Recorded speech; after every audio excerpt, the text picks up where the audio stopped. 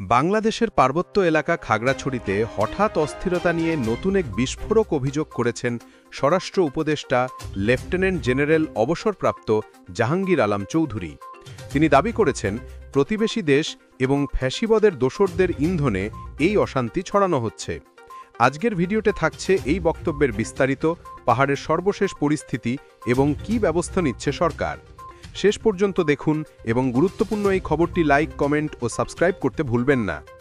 সোমবার 29 সেপ্টেম্বর রাজধানীর রমনায় ডিএমপির 5টি থানার নতুন ভবন উদ্বোধনের পর সাংবাদিকদের প্রশ্নের জবাবে স্বরাষ্ট্র উপদেষ্টা বলেন, প্রতিবেশী দেশ ও ফ্যাসিবাদের দোসরদের ইন্ধনে খাগড়াছড়িতে অস্থিরতা তৈরি করা হচ্ছে।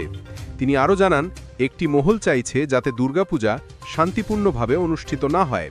তাদের লক্ষ্য হচ্ছে পার্বত্য অঞ্চলে ধর্মীয় উৎসবের মধ্যে আতঙ্ক তৈরি করা। জাহাঙ্গীর আলম চৌধুরী বলেন, কিছু সন্ত্রাসী পাহাড়ের ওপর থেকে গুলি করেছে। এসব অস্ত্র বাইরের দেশ থেকে আসে। এর মানে স্পষ্ট, খাগড়াছড়ির এই অস্থিরতা শুধুমাত্র স্থানীয় কোনো ঘটনা নয়, বরং আন্তর্জাতিক চক্রের প্রভাব এখানে কাজ করছে। এ কারণেই সীমান্তে নিরাপত্তা জোরদার সহ কঠোর ব্যবস্থা নেওয়া হচ্ছে। দুর্গাপূজা নিয়ে তিনি বলেন, গতকাল থেকে আমাদের বড় ধর্মীয় উৎসব শুরু হয়েছে।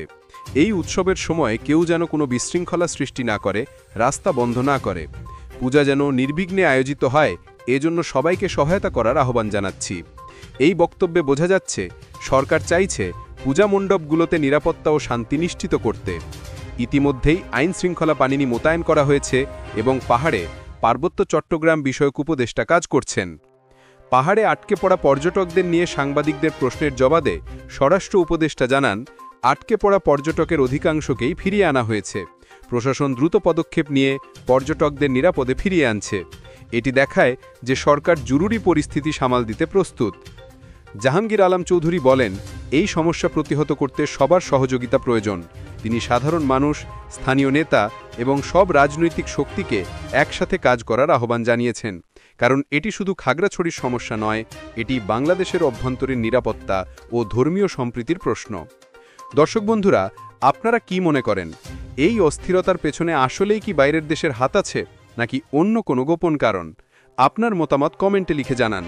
আর যদি মনে করেন এই ভিডিওটি সবার জানা জরুরি, তাহলে লাইক দিন, শেয়ার করুন এবং আমাদের চ্যানেল সাবস্ক্রাইব করুন, যাতে দেশের প্রতিটি গুরুত্বপূর্ণ খবর সবার আগে পান।